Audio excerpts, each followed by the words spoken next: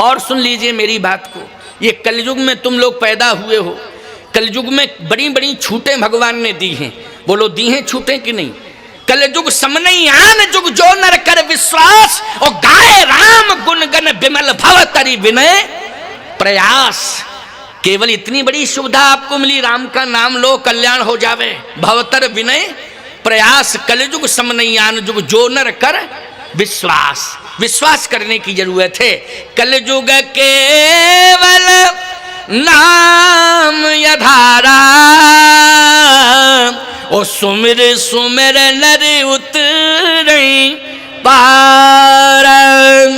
कलि करे पुनीत प्रतापा, मानस पुण्य होई नहीं पापा। मानस पुण्य होई नहीं पापा। ये कलयुग का प्रभाव है, ये कलयुग का प्रताप है। मानस पुण्य होए नहीं पापा। मन से आपने यदि किसी का भला सोच लिया तो आपको पुण्य मिल गया, और मन से यदि आपने किसी का गलत सोच लिया तो फिर आपको पाप नहीं लगेगा। मन से बस क्रियान्वित मत करना, नहीं हाथों से अगर क्रियान्वित कर दिया आपने, शरीर के अंगों से क्रियान्वित कर दिया तो कन्फर्म ही है कि पाप लग ही जाएगा। वो लग जाएगा कि नहीं? जैसे आप सब बैठे हो, आपकी जेब में 100 का नोट, और आपका बगल वाला सोच रहा है ये 100 का नोट हमारे पास आ जाए, किसी भी तरह से आ जाए। कैसे आएगा, कैसे आएगा? अच्छा एक बात बताओ, आप बगल वाले को मन से सोच रहा है, क्या चोर सिद्ध करोगे उसको? है तुम्हारी हिम्मत चोर सिद्ध करने की? जल्दी बोलो, नहीं है। और यदि उस बगल वाले ने अपना हाथ तुम्हारी जेब में डाल दिया और 100 का नोट यूं किया तो तुम हाथ पकड़ोगे, चोर चोर चोर चोर। देखो देखो बगल ही में बैठा बैठा चोरी कर रहा था, देखो देखो चोर। अरे वो कहे भैया हम चोर नहीं है, तुम फालतू की बात करते हो।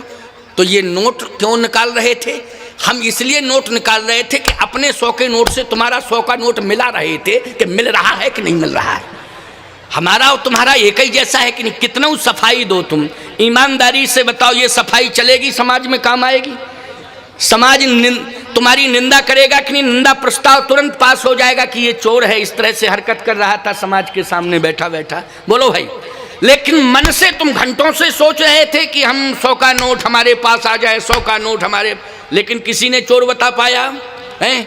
बस यही विशेषता है प्यारे। कबीरदास जी क्या कहते हैं? कबीरदास जी कहते हैं मन को आज तक कोई बस में नहीं कर पाया, कोई माई का लाल बस में नहीं कर पाया मन को। तो फिर क्या करना चाहिए? कबीरदास जी कहते हैं मन जावे तो जान दे। ये कबीर की वाणी है। अरे मन जावे तो जान दे, फिर दृढ़ कर राख शरीर, शरीर को मत जाने दे। यदि गलत जगह पर मन जा रहा है तो मन को जाने दे, लेकिन गलत जगह पर शरीर को मत ले जाओ। मन के साथ, जैसे मन है भैया, मन गलत जगह पर चला गया, कबीर कह रहे जाने दो, फिर बोले लौट के आ जाएगा, लौट के आ जाएगा। अरे बोले आ तो जाएगा, बोले कोई खतरा थोड़ी है। क्यों? बोले शरीर को मन के साथ मत ले जाओ, बस मन जाता है जाने दो, शरीर को मत जाने दो। यदि मन चला गया है, शरीर आपका एक जगह है, तो जाने के बाद भी, मन के जाने के बाद भी कोई पाप नहीं लगेगा।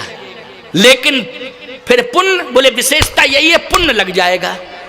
जैसे घर में बैठे हो, मन आपका यज्ञ में आ गया तो बोले पुण्य मिल गया, पुण्य मिल गया। ये विशेषता है, ये विशेषता है कि आपका शरीर यदि नहीं जा पा रहा है क्योंकि रोगी है, बीमार है, परिस्थिति है, मजबूरी है, लेकिन मन चला गया।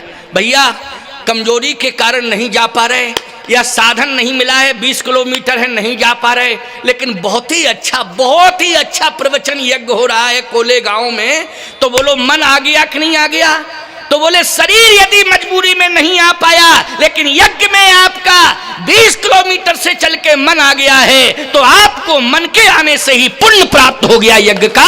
ये कलयुग की विशेषता है, ये अन्य युगों की विशेषता नहीं है, ये कलयुग की विशेषता है। लेकिन यदि आपका किसी पाप के स्थान पर मन चला गया और शरीर आपका उस पाप के स्थान पर नहीं गया तो आपको पाप नहीं लगेगा। इसलिए कलि करेक पुनीत प्रतापा ओ मानस पुण्य होए नहीं पापा। इसलिए मानसिक पुण्य लगता है, कलयुग में मानसिक पाप नहीं लगता है प्यारे। इसलिए हम कहते हैं कि मन यदि गलत जगह पर जा रहा है वहां शरीर को मत ले जाओ, क्योंकि मन जावे तो जान दे दृढ़ कर राख शरीर। ओ उतरी धरी कमान है तो कैसे लागे तीर। जैसे तुम कोलेगांव में बैठे हो, मन चला गया कलकत्ता, बोलो चला गया, कह दो जाओ कलकत्ता। न टिकट कटाया, न धक्के खाए और न कोई परेशानी, गया और लौट के आ गया। अब मन के साथ शरीर को ले जाओगे तो पैसा भी खर्च होगा, समय भी देना पड़ेगा, टिकट भी कटाना पड़ेगा, धक्के भी खाने पड़ेंगे। और कलकत्ता जाओगे तो 1 हफ्ता टूटेगा, दिन भी 7 लगेंगे, वो लगेंगे कि नहीं। लेकिन मन चला गया कलकत्ता, बोले 7 मिनट भी नहीं लगे, लौट के आ गया। क्या नुकसान हुआ बोलो जल्दी। इसलिए शरीर को, कबीर की वाणी है ये, तुलसी और कबीर की वाणी बड़ी महत्वपूर्ण वाणी है, साधारण नहीं है। समझ रहे हो कि नहीं, ये साधारण वाणी नहीं है, महत्वपूर्ण वाणी है। कबीरदास जी ने तो एक बात बहुत महत्वपूर्ण कही प्यारे। कबीर की वाणी भी अपने आप में बहुत ही महत्वपूर्ण है। कबीर कहते हैं कि ऐ संसार के मानवो, तुम्हें इस बात का भान होना चाहिए कि तुम इस जगत में आए हो, तो इस जगत में आकर के तुम मालकाना हक मत जताओ। फिर कहिए ये तुम्हारी संपत्ति नहीं है, तुम तो केवल मुसाफिर हो, यात्री हो। ये जगत रूपी धर्मशाला में आए हो दिन 2 दिन 4 दिन 40 दिन के लिए। क्यों भाई? अच्छा, मुसाफिर जब धर्मशाला में आता है तो बोलो उसका कब्जा हो जाता है क्या? जल्दी बोलो। दिन 2 दिन 4 दिन 40 दिन, क्यों भैया? यही नियम रहता है कि नहीं? फिर उसे जाना पड़ता है कि नहीं? तो कबीर कहते हैं कि ऐ संसार के मानवो, तुम जगत में आ रहे हो, ये तुम्हारे लिए धर्मशाला है, इसको तुम, इस पर मालकाना हक जमाना नहीं। ये मालकाना हक जमाओगे तो तुम्हारी अज्ञानता होगी। तो तुलसीदास जी बोले फिर हम भी कुछ कह दें। हाँ बोलो बोलो तुलसी, बोलो बोलो। कबीर ने कहा बोलो तुलसी। तो तुलसीदास जी बोले सुनो हमारी बात, संपत्ति सब रघुपति के आही। तुलसीदास जी बोल पड़े संपत्ति सब रघुपति के आही। ये संपत्ति किसकी है? भगवान की है। तो ये जगत रूपी धर्मशाला भगवान की है, बोलो है भगवान की कि नहीं? लेकिन तुम मुसाफिर बन करके आए हो तो इसमें रुक जाओ, लेकिन इस पर मालकाना हक मत जताना।